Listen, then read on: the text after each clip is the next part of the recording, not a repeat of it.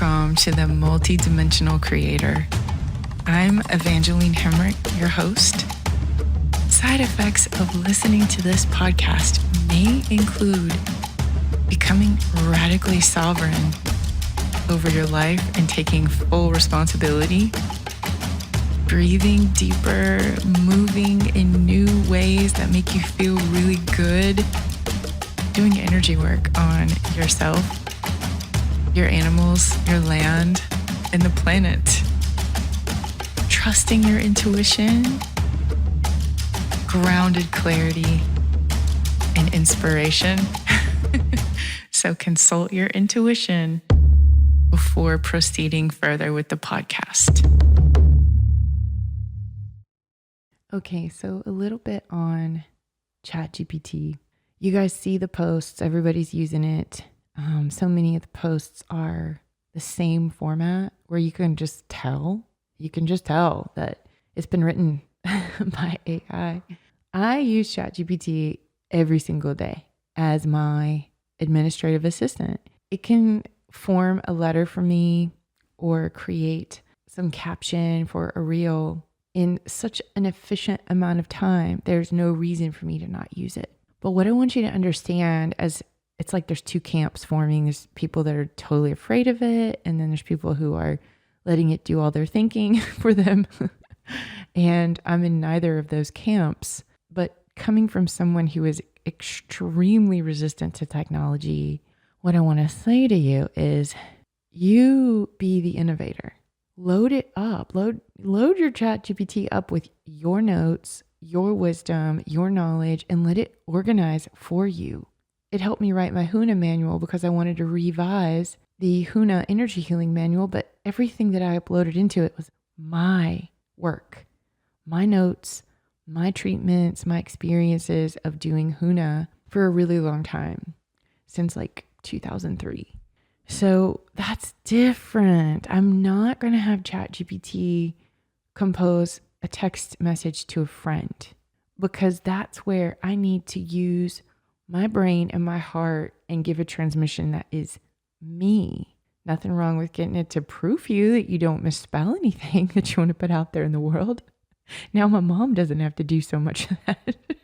I used to send everything to my mom because especially email newsletters are so tedious to me.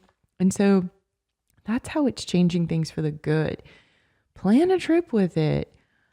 But don't lose your own creative genius and spark. I was reading something that Daniel Vitalis said about how in the industrial age, everybody thought it was so great that they didn't have to use their bodies anymore. And now you have to go to the gym to like rebuild your body and pick up kettlebells and do things that work used to do. The same thing is happening with the cognitive decline of people. And I have observed it with myself with directions for a really long time, that phone just tells me where to turn and I don't think. And there's something really important about keeping our cognitive ability by before you go digital every day, do something, whether it's memorizing scripture or poetry or writing a letter, like actually writing with a pen and paper or pencil. Those things are important. And so it really all depends on how you're using it. And I just wanted to speak to this for a minute because, as you all know, if you've listened to me for any amount of time, I was the most judgy, anti-tech person there is. And then I realized, gosh, it's a tool. It's like money.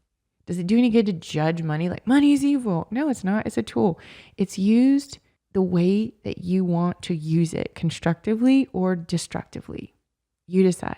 But my whole point with technology and the reason that I was off the internet for 5 years is I had to learn how to use it and not let it use me. As an empath, this is incredibly important because if you're being affected by social media, it's not going to be a good tool for your business.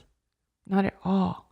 But if you have mastery over your life and you have become the alchemist of your life, you use everything for the greater good. You make anything you want, any struggle, any challenge, you turn it into a healing tool and you make your life better with it. So this is what we do. This is how you shamanize your life, and I can show you how to do that. My 1-1 sessions are now open. You can book with me, and we can explore how to make magic within your own life and how to flip anything you're looking at negatively, like say it is technology. Believe me, I've been there. Fear around technology is also a really good one to transmute. But let's just transmute those blockages and those obstacles, whatever they are, in your life. Let's build. Thank you for spending time with me today. If this episode supported you, come connect with me on Instagram at Evangeline Hemrick. You can find my website, evangelinehemrick.com. And we also have a supportive community for multidimensional creators like you on Facebook. To go deeper with me in one-on-one work, you can book a private session with me on my website. Until next time, stay embodied, stay sovereign, and keep listening to your intuition.